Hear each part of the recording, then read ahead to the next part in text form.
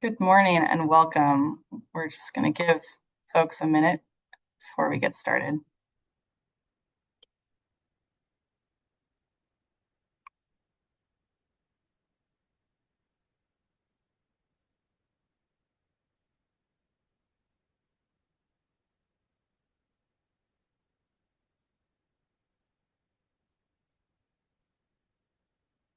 All right, good morning, everyone. Thank you so much for joining for today's webinar that we're really excited to share. We've been working on this project of taking photos on farms across the state of Minnesota for the past year, and we're just thrilled to be able to share this with you today. My name is Ariel Kagan. I work for Minnesota Farmers Union. I lead our foundation work here, and am joined by colleagues who have worked really hard on this project as well, Lisa Holm and Danielle Isaacson, and also a shout out to our colleagues Jada and Samuel, who have contributed to this as well over the past year. We have a great agenda today that we're excited to share with you. We'll start off giving a little bit more information about why we did this project, and then we're going to hear from two Soil and Water Conservation District folks who are going to share a little bit about how the SWCDs in Minnesota support farmers in implementing conservation on their land. And they are fantastic partners, and we're really lucky to have such wonderful SWCDs in the state of Minnesota and such great partners like Ryan and Diane. And then we're going to get into our farmer stories. We have some fantastic farmers joining us today, taking time away from busy schedules to share their stories of conservation and to walk us through the seasons on their land. And then at the end of today's webinar, we'll be launching our public conservation photo gallery, which we really hope will be a tool that people can use to understand what conservation practices look like in ag land in Minnesota. So the reason that we thought that this project would be valuable is really twofold. On the one hand, I think there's a real need to understand that these conservation practices that a lot of us spend our time thinking about and trying to advance for environmental goals, for profitability goals, they take a lot of management. And really understanding what these practices look like on the ground can be helpful in designing new programs and policies that will support farmers and environmental outcomes that we want to see. A lot of times, people may not have spent as much time on a farm as others. And so understanding things like strip-till and bale grazing and really what that looks like can be really informative and productive in these conversations around particularly program design and policies. The other motivating factor was that we're in Minnesota, and right now it's summer and quite hot, actually. But we have a very long winter, often from November through sometimes the end of April. We are seeing snow in the forecast. And so conservation practices look a little bit different up here. I think often we consider conservation practices to be green cover crops and lush pastures with cattle grazing on them. But there's a lot of work that goes into maintaining conservation practices in the fall and winter and spring. And then they also have benefits in those seasons as well that may not be as often talked about, but are certainly important as we enter those colder months. So we'll hear from farmers about how their conservation practices benefit the environment and their operations in those other seasons as well. We did go around the state throughout the year. We tried to capture photos from a wide range of types of farms and different places in Minnesota. Minnesota is a very tall state. I think, it's something like 7 or 8 hours to drive from the bottom to the top of the state. And so there's a lot of different environmental conditions and factors that farmers are thinking about. And so when we think about policies for the state of Minnesota, we have to consider the diversity in what our agricultural lands look like. So I will jump right in and invite Ryan and Diane to join on screen here to talk about the role of soil and water conservation districts in supporting farmers in implementing conservation practices. So First of all, let's just do some introductions. So, Diane, would you like to introduce yourself and where you work, and then we can go to Ryan and just share a little bit about your organization. Sure. Yeah, I'm Diane Vasepka. I work out of the Scott County Soil and Water Conservation District office, which is located in Jordan, Minnesota. And I do head up the ag programs. So a lot of variety there, but mostly focusing on, programs that fit farmers specifically. And I've been here 10 years. Yeah, and I can jump right in. Ryan Freitag from McLeod Soil and Water Conservation District in Glencoe, Minnesota. We house not only our soil and water district, we are also the ag inspector as well as the drainage inspector. So we see it from all sorts of different sides. So Fantastic. Thank you. So we have actually photos of both of you here that we captured while we were out on these photo tours, and we were really grateful to have you join for these days. So Diane, maybe we can start with you. What role do soil and water conservation districts play in supporting farmers and advancing conservation? Yep. So we've traditionally said we have two main roles, which are technical assistance and cost share for conservation practices. So technical assistance questions about, a lot of times farmers will come with a problem, usually a gully, and need to figure out what's the best solution to put there. And so we help find them a design, whether it's a grass waterway, water and sediment basin, things like that. They know they have an issue and we're trying to figure out what's the best solution for it. Then we have grant money available to help fix erosion and prevent erosion. And then most recently, now that soil health is becoming a bigger deal, we have more grants for that. And with that, since it's a management change rather than just fixing erosion, there's a lot of networking involved to help people be successful with that. So that's kind of the newest component is connecting farmers so that they can learn from each other and help implement these changes. Yeah, that relationship piece is so critically important. So, Ryan, um, sort of building on that, how do you think seeing these conservation practices on farms can help to connect people, both farmers and non-farmers, with the realities of that conservation implementation? yeah, most of it is just landscape. Like Diane said, we go out and put a water and sediment control base and a waterway in. A lot of landowners don't see that. What urban landowners are seeing are more the landscape wide changes, the cover crop, hay, things like that. That when you see that living cover out there, I think that's when you catch more attention, especially in the fall when uh, they're used to seeing traditionally tilled fields, and all of a sudden you come across a farm that has the cover crops on. It catches a lot more attention, as well as we noticed just this past fall, winter, the snert that was in the ditches. When you'd get to a field that had some cover crops on it, all of a sudden the snow was white again. And we have a few major highways that run through the county here, and specifically our north-south highway. You could drastically see the difference on those miles that had the cover crops. So Yeah, and maybe just some lingo for anyone who's not from a place that gets snow. Snert is a combination of snow and dirt. So it's the sort of grubby dirt that ends up on the side of the road that is blown off the fields. And we see a lot of it. Um, so maybe for both of you, we'll start with Diane. What have you learned about implementing these practices in your work with farmers? Yeah, so the exciting thing is when you connect with a farmer who has a conservation ethic, kind of, I'm sure like the ones we're talking to today, they take the lead and you just merely assist. You find them resources they might need, but they kind of take the lead, and that's really rewarding.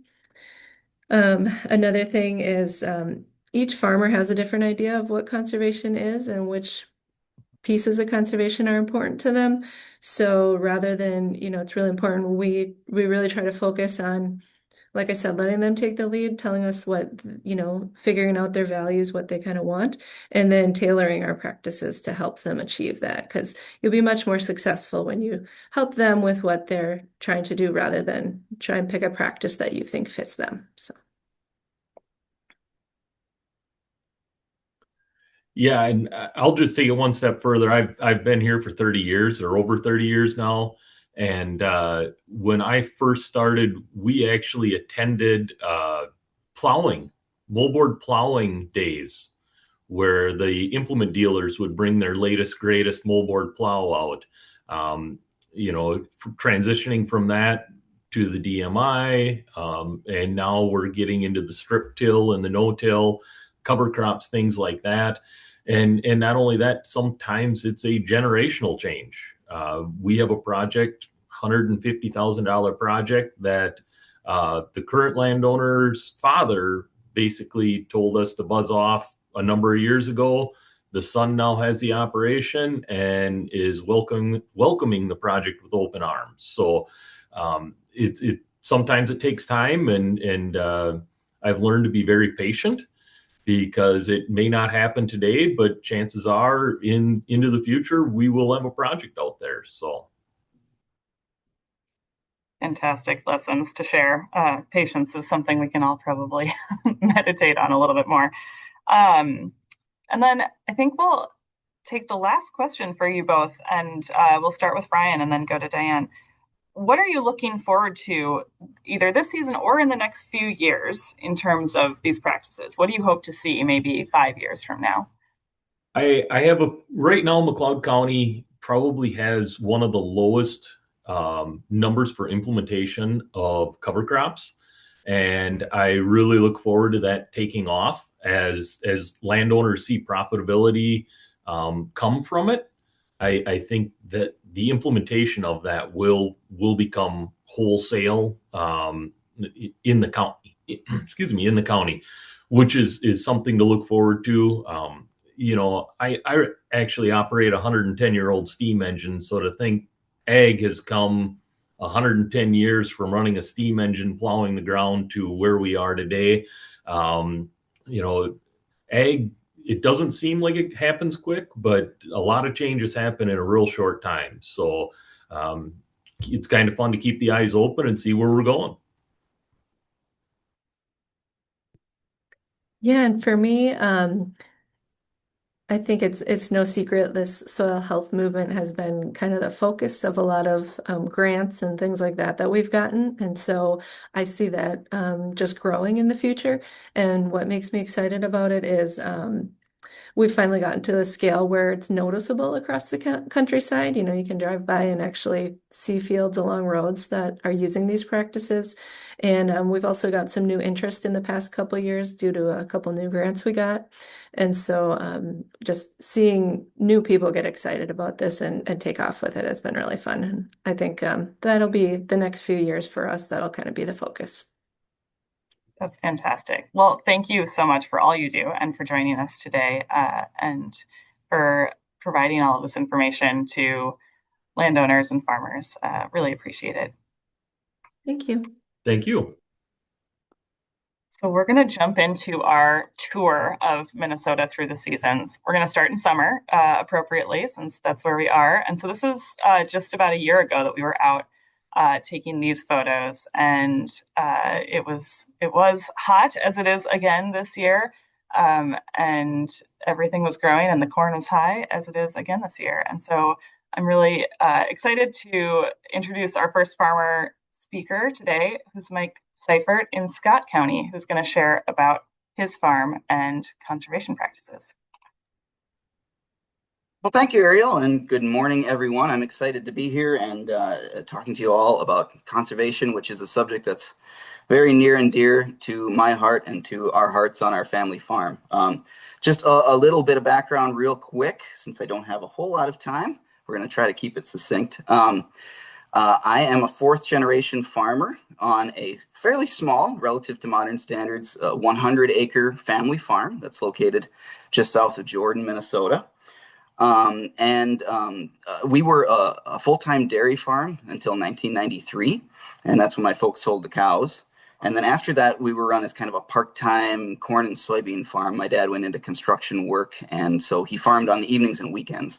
And we were very conventional in that we, moldboard plowed our corn stalks, like Ryan was just describing, the old moldboard plow system, and chisel plowed our soybean ground. And we used a lot of tillage passes in the spring and during the growing season. And and it was kind of done, farming was done on the side on our farm until I decided to kind of get into the operation and become the next generation to take it over. And so around about 2018, we made the transition to no-till and cover crops. We were still growing just corn and soybeans for the most part, but we started to implement those better practices for the soil. And then a big goal of mine was to bring diversity to the farm. So increasing our crop rotation from just those 2 crops to we now grow 5 crops on our farm. And as you might imagine, on 67 home acres, that means we have a lot of small fields with a lot of different things going on. So in the summertime, we can see kind of what that looks like. So the photos that are on the screen right now are showing small grains on the farm.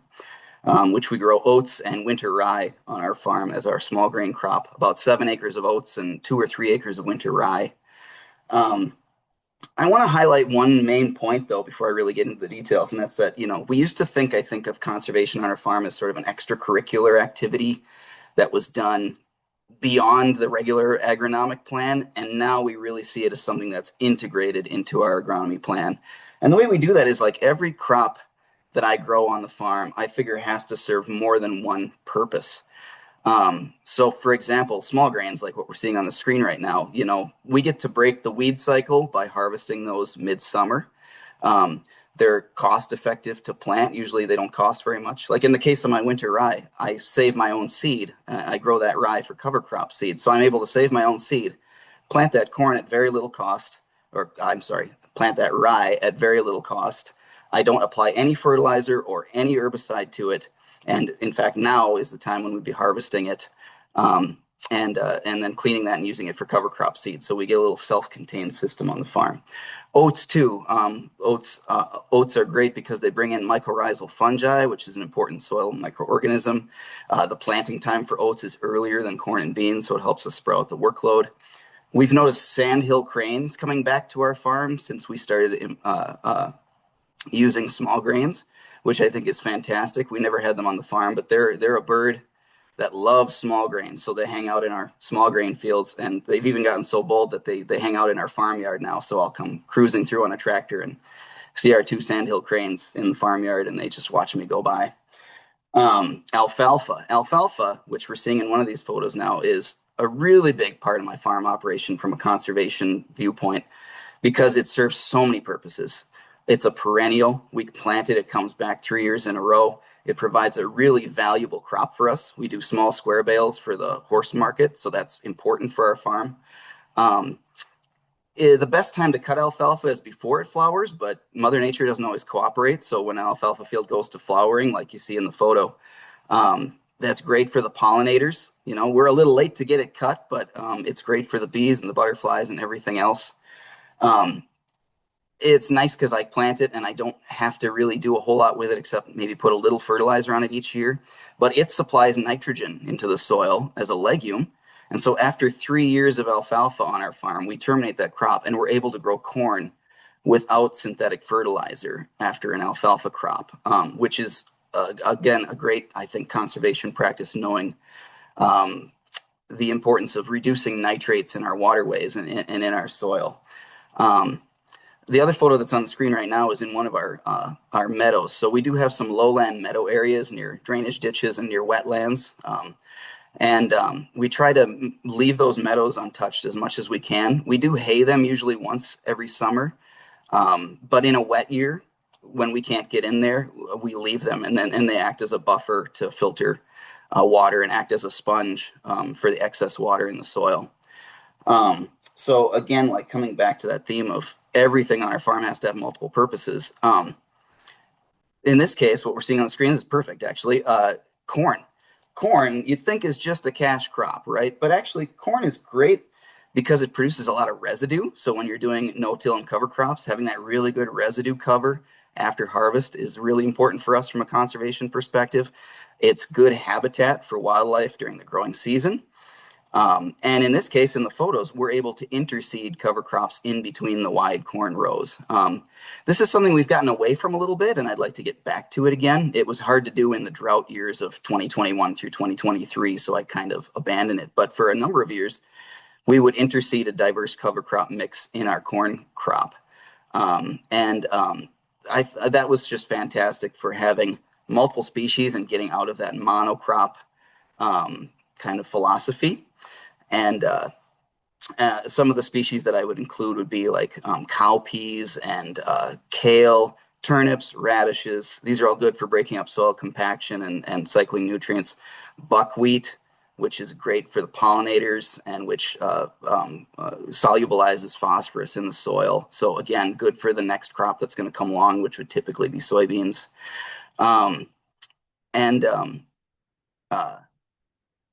So just a really nice, like, holistic practice, right? Trying to make sure that we get away from just that two crop culture. This is a great field too. So we do cover cropping. So in the spring, I apply my fertilizer with the planter banded right next to the corn when I do fertilizer on my corn. And you can see in the photo there in the green growing rye, there's darker green strips.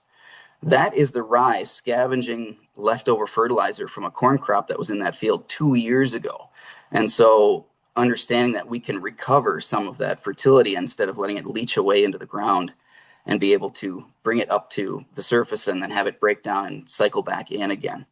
And then the other thing too, just one last note here, I'm pretty much at time, but the idea of bringing patchiness back onto the land, which I just love. Martin Larson has talked about that with the Oat Mafia and our MFUs. I think he's a vice president. Carl Hackinson has mentioned that, and I just love that theme.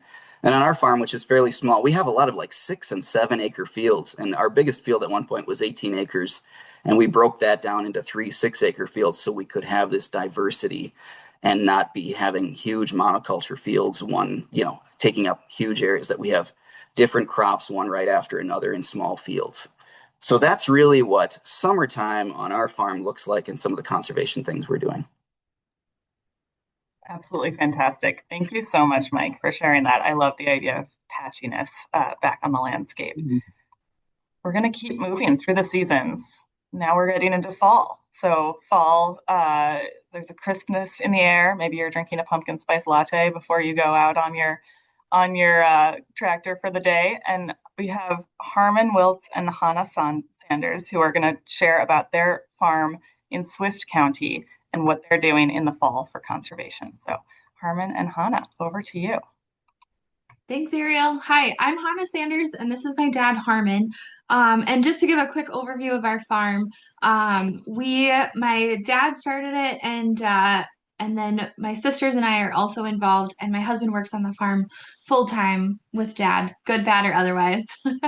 But just to show and highlight some of the fall practices, a lot of our fall tillage practices also impact some of our spring things as well. So this picture here is a picture of our strip-till machine. You can tell where we haven't been yet and then where we have been. And so just to give a brief overview of that, the strip-till machine, we're able to till just an 8-inch piece of where the berm will be, where the seed bed will be for the next year. So, and then also we're able to put down fertilizer in the fall as well, dry fertilizer. Certainly a few things then to add. We were a conventional farm where we would, combine in the fall, have the co-op put dry fertilizer down, and we'd rip it in, do the full width tillage, and then we'd call them back and say, hey, put anhydrous on for the nitrogen for the next year. And one of the things we were looking at is what other ways can we do this? And we really the girls and I came up with 3 main things we really were looking for, and that was to improve water erosion, which wasn't a big problem for us. We're fairly flat. Wind erosion was a little bigger problem, in the fall, and in the spring, we're fairly flat when the wind really blows. So really trying to manage the wind erosion. In our farm, we grow corn, soybeans, sugar beets, and alfalfa. And especially following sugar beets, you can, It's a lot lighter, blacker, a little less residue so things can blow away. And then the other thing we really were looking at is long term. So the next multiple generations, what are we doing to build our organic matter? We know when we have good organic matter, it provides a lot of nitrogen, a lot of nutrient in the soil, and higher yields. And so that was really, those were our three main goals. In 2019, the corn was $2.80. Nobody was breaking even. You were kind of losing money. And so we kind of looked at, we'd been working on this for a couple of years, trying to go to a different system. And for us, the strip till side was probably the best way to go. We had been doing no-till soybeans for about 10 years, but I just wasn't happy. The drill would bounce over some of the corn stalks and some of the, the roots and so forth. And so strip till is you're actually doing tillage in the fall, about a 7-inch band, and putting your fertilizer. So guess what? You have all the residue on the top yet, but from the previous picture that you saw, there's some nice black strips there. And where we live in Minnesota, it's we have a narrow little window in the spring going from frozen ground to warming up and getting the crop planted.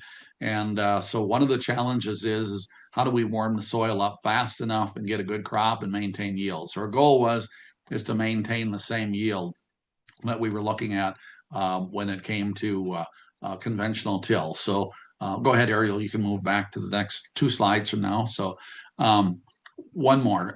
So then we'll talk a little bit about the summer because of the effects that we did in the fall. And so this is what it looks like in the spring. Our big 4-wheel drive tractor, beautiful level ground, black, used to look really, really nice.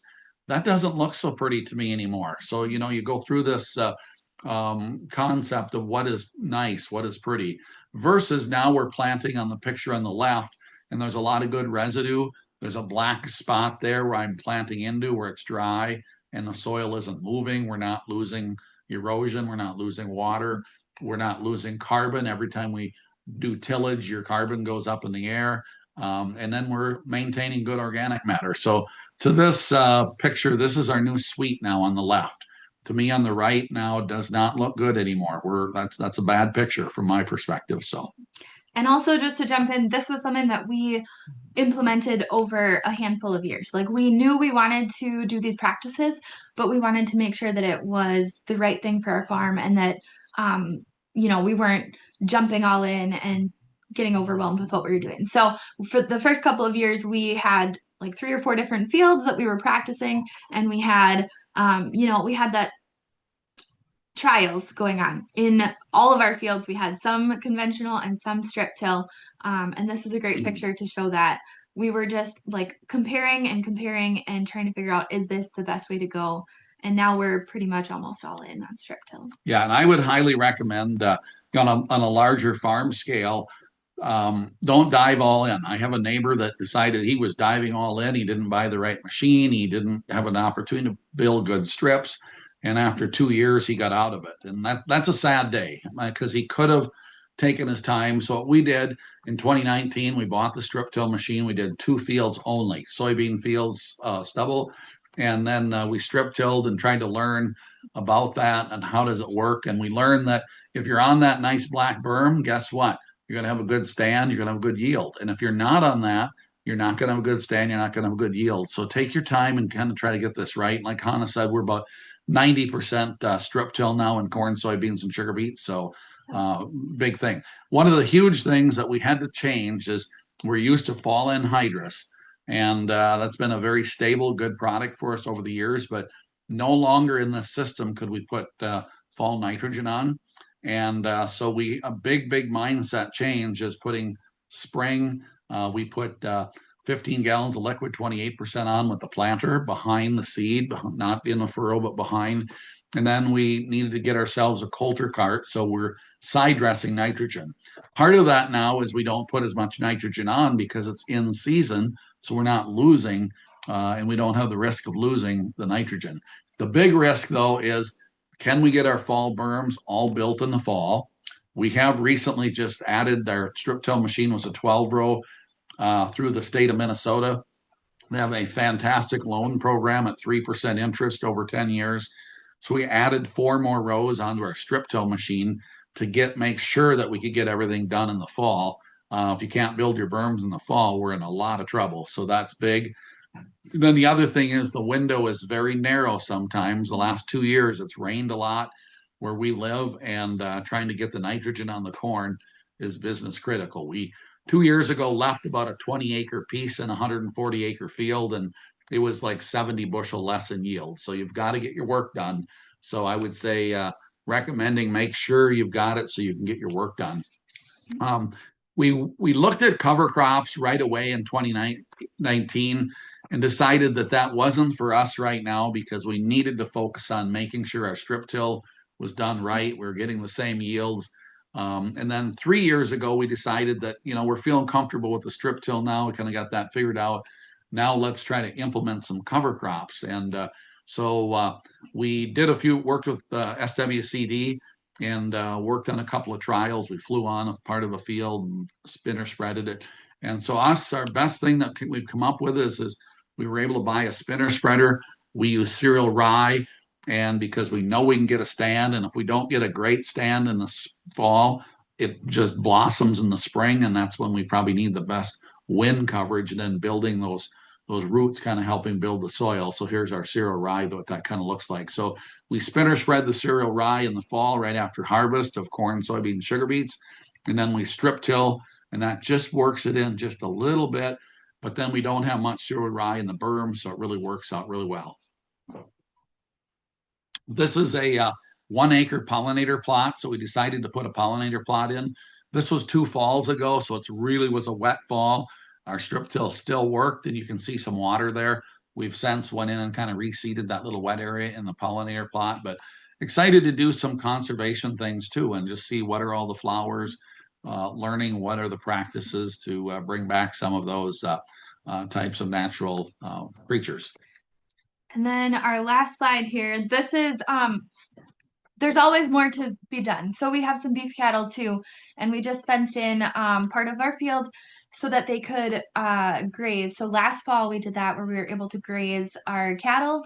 They the bottom left photo you can see like there's green in the top part of it. That's our pasture. So we were able to let them out on the field after the corn was gone to graze the corn stalks. So, but there's always more to be done. A benefit to this is that we don't have to move manure. We can keep them out longer on pasture and they can poop on the corn stalks and keep that good. But there's always more to be done. We could also add cover crops into this, and I look forward to working more with our soil and water people, because if we add cover crops onto our field, they could even graze it longer and after the corn stalks too. And where we live, we don't have a lot of natural pastures. So crazy enough, we took $10,000 an acre land, worked with the NRCS and WCD, and actually created some pastures. So we have two pastures, about 13 acres apiece that they intensively rotate. And then this is a field right next to it that we go ahead and let them out in the fall. So I'm a little stickler, though. I need to have really good berms built. So there's always this constant struggle of when do we get the cattle off the corn stalk so I can strip till and make sure I have a good spot for my corn to grow again next year. So it's always that little bit of give and take. So, and I know we're over on time, Ariel, but I just want to put this in. My dad has always been forward thinking on what to do for the future and how to pass down to the next generation. And I hope to do the same too. These are my boys on the photo slide here. And we hope to be able to continue these practices so that they can farm if they want to as well. So. Yeah, fantastic. Thank you both so much for sharing all of that. It is, I think, such a good example of the complexity, the human dynamics, the equipment, the systems that need to go into all of these. So I am so grateful for your leadership, and I do think this is such a beautiful photo of your family, Hannah. So thank you. All right. Well, winter is upon us too soon, maybe, although not, I don't know, today it's a pretty great day in Minnesota for the summer, but we have some heat coming, so a little snow doesn't sound too bad right now, but revisit that in a couple months. We are going to talk about what conservation looks like in Minnesota in the winter, and we are joined by two farmers. Mark Askegard does row crops, and Aaron Shervestead is grazing and raises cattle. And so we'll start with Mark and tell us about what this looks like in the winter up north. Good morning, Ariel. Thank you for the introduction. Yes, our farm is in Clay County, Minnesota, which is in the west central part of Minnesota. It's located about 12 miles south of Moorhead. And yeah, that snow isn't that far off, even though it's going to be warm here in the next week or two. And we've had a lot of warm weather this year. But this is our 29th year of farming organically. We are a sixth generation family farm.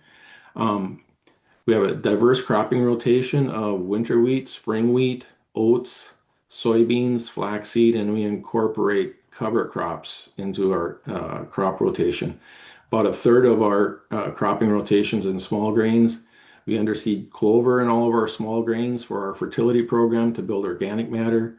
And then about 20% of our farm is dedicated to weed management. So we have a green fallow year, so mainly to control perennial weeds. And in the fall and late August, we usually plant a three-way cover crop mix of oats, persimmon clover, and buckwheat. We do this to protect our soil from wind erosion, especially if we have an open winter, because our farm is only 2 miles away from the bottom of Glacial Lake Agassiz, the Red River. It's very flat, high clay content soils, and if we have an open winter, our soil have a tendency to blow. So we make sure we have adequate cover on our fields in the fall so that doesn't happen. We've been doing this now for several years. It's working out really well. As you can see that in the picture, my daughter Beth is farming with us. She's the sixth generation. Yeah, it's cover cropping is very important in our cropping system.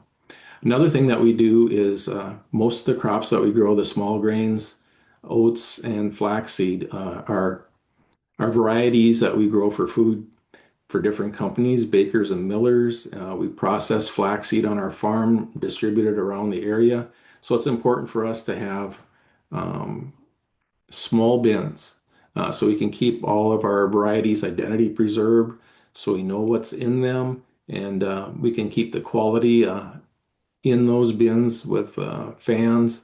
Most farms nowadays have large bins growing corn and soybeans, which works out great if you're in a two commodity system. But in our diverse system, we need to have commodity separation for our end users. So we've purchased several hopper bins to maintain that identity preservation for us. Yeah, the system's working out great. We don't import any off-farm inputs. So the clover that we seed in our small grains gets semi-incorporated in the fall. Not all of the clover gets till-killed in the fall, so there's some living roots in the soil yet from the clover in the following spring.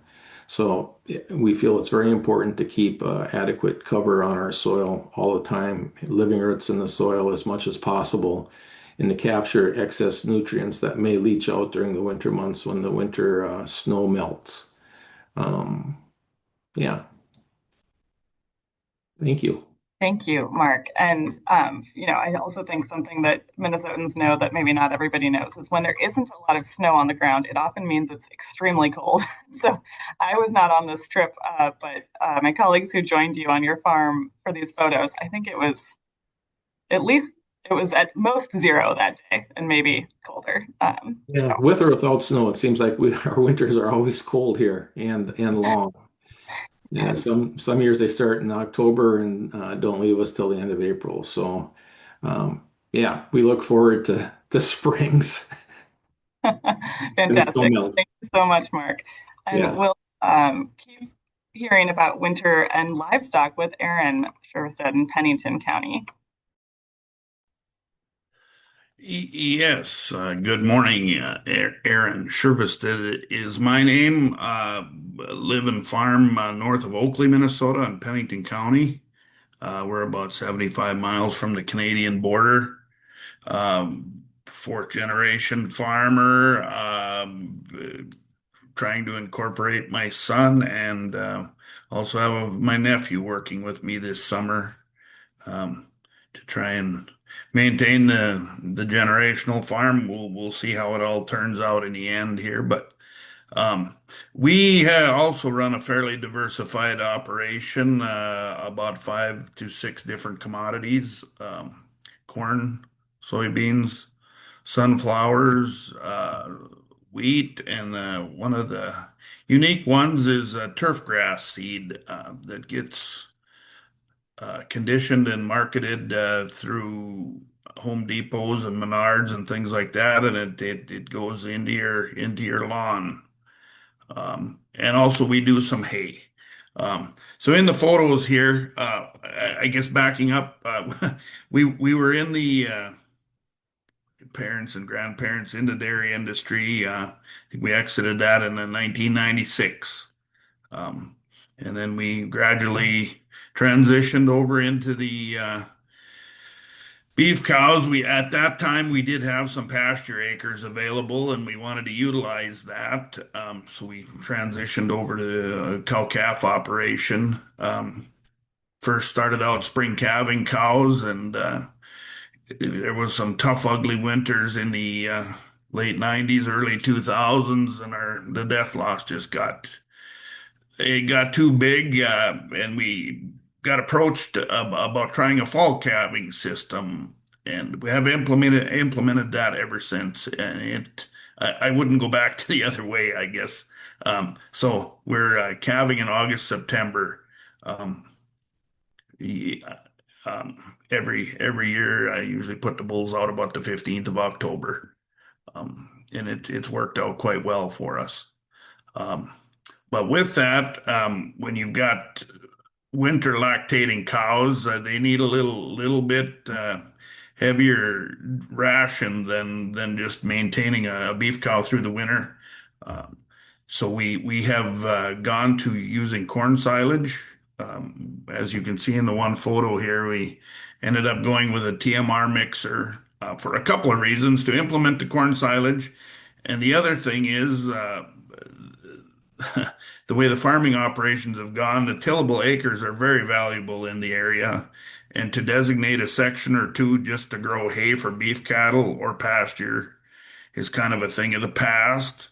So we try and use byproducts, and this is one way of utilizing that. And in the byproducts, so what we're using here is corn silage, and we bale the straw from this grass seed, and that combination works out great for the cows.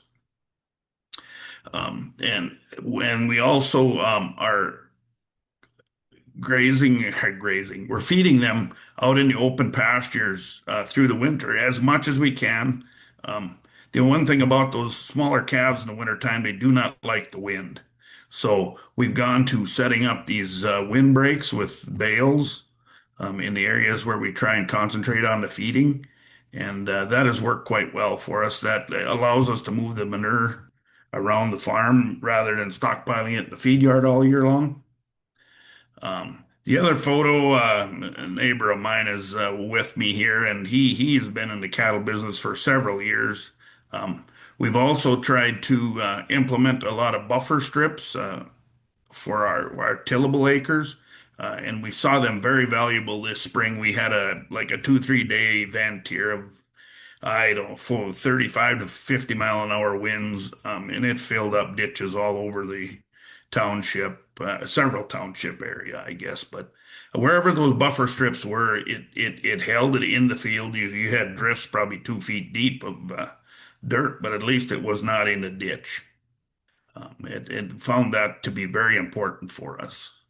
Um, Also, hinging back on Harmon and Hannah's presentation, we also are very flat here, open, and we are so far north. We have had struggled. We tried a little bit of no-till operation in the farm, but our soils are so cold and the window is so tight, we can't get we can't get the yields out of it. So we're trying. We do implement some conservation tillage practices. Really intrigued about the strip till method. Have not experimented with that, but will be reaching out to my local soil and water conservation district to look into grants and funding for that. I guess, oh, I don't know where else to go with the with this. Um, the cattle seem to be very comfortable through the winter time with that high ration diet. The other thing, getting back to the calving program, back in the day, the markets seemed to sag when with the fall calving cows. That is not the case anymore. There's a hot market year round. Calving in September and August, we generally will market them Memorial Day, so there's a pretty big appetite for grass calves and things like this. So the lighter weights do bring a premium at that time of year. I guess that's about all I have for the moment here. Great. Thank you so much, Aaron. I think it's Yes. so interesting to think about how you can use your bales of feed to protect from the wind in these very flat and cold areas of the state. So thank you for sharing that and beautiful photos. Thank you. Thank you for the opportunity, Ariel. Yeah. And so we are going to turn the corner on the calendar and come back to spring, and things are greening up again, and birds are singing. And we're going to hear from Matthew Fitzgerald in McLeod County about his operation and some of the work he's done to protect water and wildlife on his farm. So, Matthew. Hi, everyone. I am Matthew Fitzgerald. I am a second generation farmer. My folks started the farm back in 2000. We're located an hour west of Minneapolis in McLeod County, and we are an organic grain farm. So, our farm raises primarily corn and soybeans for feed markets, for ingredients for feeding organic livestock, as well as a couple of food grade crops, edible beans, black beans, food grade soybeans, wheat, and then occasionally alfalfa and peas in our transition years. So the photos we'll see here, actually Ryan, who's started off our call, and Colton from our local conservation district came out and spent time with the MFU folks. And want to talk a little bit about the photos here. What we're looking at is a conservation project that is what I think about in our farm is kind of a legacy project. So this is a farm that was purchased in 2017 under a beginning farmer loan program. And owning farms and farmland is really an important part of building generational opportunities for farmers, but it's also kind of an opportunity to think about legacy and what happens down the road. And so this project um, and this farm is a quarter section that we're taking about 30 acres out of production and putting into a long-term conservation easement with a little known USDA program that's offered through FSA, not NRCS. But what it does is it allows us to write off the debt associated on that beginning farmer loan with a conservation easement and a one-to-one write-off. And so the project that we see here is kind of accomplishing a couple of things. We're thinking about water quality. We're installing some pollinators, and then we're doing a little bit of prairie restoration. So it's going to be a long-term project. It's something to think about for my daughter, who's 3 years old, or the future farmers, if it's not our family, that this is going to be a project that really enhances our watershed. We're in the Buffalo Creek district, which is part of the Crow River, which ultimately ends up in the Mississippi River. So water, soil erosion, nutrient runoff, and then wildlife enhancement. So we've started this project. It's going to take a long time. We've done a couple of conservation controlled burns to manage some of the invasive species. We're considering doing some kind of water shaping, so increasing kind of holding capacity of what was kind of an abandoned ditch. And then we've planted pollinators and we'll start removing buckthorns. So it's a long-term project, but something I'm very proud of and grateful for using different federal programs to help make it happen. One of the other things we've got, maybe in a future photo here, Ariel, is this year we signed up for a regenerative agriculture pilot program, something released through NRCS. And this is a farm that we're going to be transitioning to organic production. And here we can see our friend Mike, who was on the call earlier, Mike is an expert at small grains and alfalfa, and I am not. So I was asking Mike for some advice, but we're starting out transitioning this farm to organic production. And so you can see I'm asking Mike, hey, did I lose my crop to frost this spring? Because we had a cold spring in Minnesota. We seeded alfalfa and then have a nurse crop of oats. And this will be a 3-year project as we transition to organic production. And through the regenerative agriculture pilot program, we'll be doing some more advanced soil testing to monitor how the soil chemistry, the soil aggregate structure, and just a couple of other soil health markers change over a 5-year period. So we've done a baseline sampling before we started the transition. We'll do one at a 3-year mark and one at a 5-year mark. And so in addition to the cover crop or the nurse crop and the alfalfa, we're going to be trying a new production method for us, which is roller crimping soybeans. So after this comes out of alfalfa, we'll move into our kind of typical organic row crop rotation. Corn, soybeans, some small grains, maybe an edible bean crop.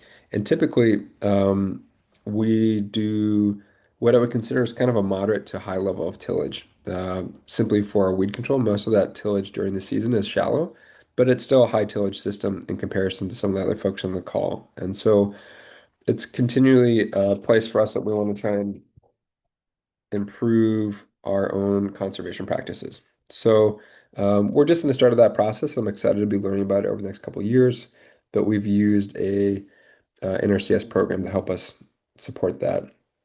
The other thing not in the photos, just another program I want to mention is the Minnesota Department of Ag's Soil Health Grant. And so we've applied for that and we'll be using a 3-point mounted spreader, which will allow us on our farm to do a couple of things. This spreader allows us to seed small grains or alfalfa, so it's a new planting tool, but it'll also allow us to split applications of nitrogen. In an organic system, we're really basically limited to being able to use manure. And so historically, we've applied manure in the fall, um, chicken, turkey litter, dairy manure, front loading all of our nutrient requirements, which makes us vulnerable to leaching, nutrient runoff, um, maybe having challenges with availability during the season. So we're looking forward to using this spreader to help us also do some split applications of pelletized litter.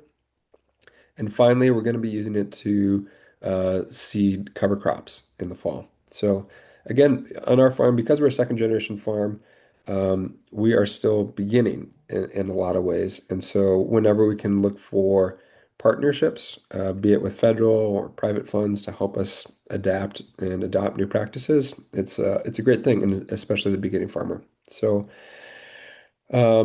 in addition to these practices, we've implemented pollinator plots on our farms. I think we have close to 15 acres of pollinator plots across the total operation. And over the years, we are observing improved soil health. So we can demonstrate increased soil organic matter, soil tilth from our soil tests.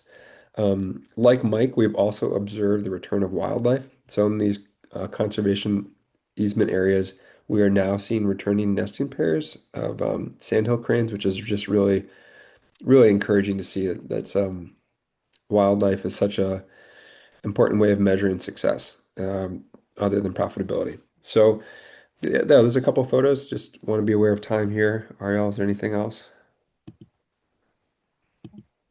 Yeah, maybe you can just tell what this on the right is for folks. Yeah. It's interesting. Yeah.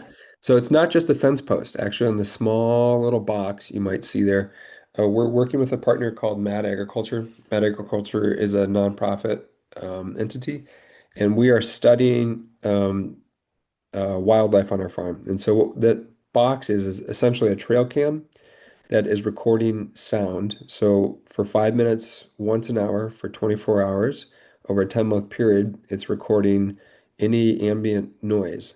And in this case, we're picking up noises of birds, and then that data is being analyzed, and we're able to observe all the different species that are on our wildlife plot area. So we have two of these observation posts, one stationed in the conservation area, and then one stationed on a field border next to just a typical conventional corn and soybean field. And so we're in the second year of the study, and we're starting to make observations about the impact of conservation areas in terms of species density, species diversity. It's been really, really fun. Um, Interestingly, this post itself picked up a screech owl as our most frequent visitor on our noise. So you can see in that photo, I think we're standing next to the post. Maybe it'll pick up a few humans talking about conservation as well.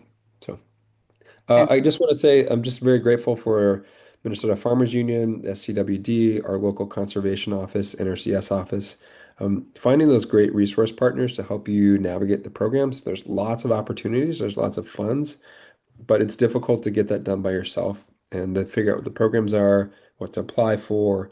And so these partnerships are just critical to our success in our farm, and I'm grateful for the folks on the call that help do that. thank you so much, Matthew. We're grateful as well. Well, what a journey we've been on. We have gone through the seasons and around the state and heard from farmers and conservation advisors.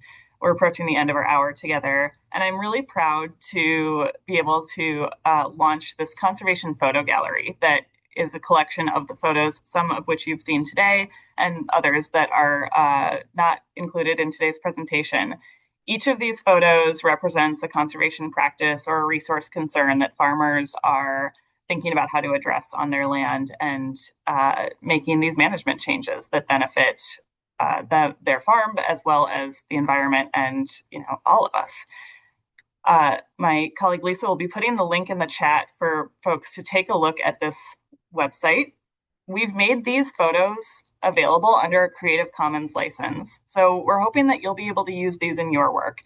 The license asks that you attribute them to Farmers Union and that you don't use these for any commercial purposes and that you don't modify the photos. So we're really trying to share these photos as they are.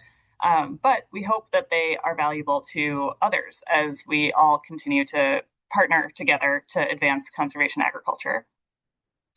Some of the themes that I heard today were around really knowing your goals and understanding what you want to do on your farm, and then finding programs and partners that can help you achieve those goals. I also think that those advisors can be either from the soil and water conservation districts or farmers in your area or in your network. I even heard some maybe follow-ups within this group about some topics that we heard about. And of course, many other advisors that are really important for farmers from different sectors, from the university, from the private sector, state government and federal government, and nonprofits. I also heard a lot about the motivation for this work being around responsibility to the land, to the wildlife, to the next generation or previous generations of land stewards, and really thinking about how that motivates the goals that you're identifying. And then I really value telling your story. I think each of you shared a story that was unique and specific to your own context, but had overlapping themes. And the more that we can tell these stories, I think the better we all are for it. So sharing generously is something that we can all take away from this.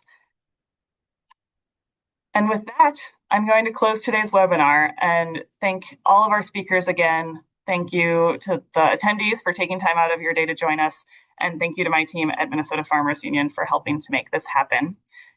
Please check out that photo library, and we will be posting this recording on our YouTube channel in the coming days if you would like to revisit any of today's speakers.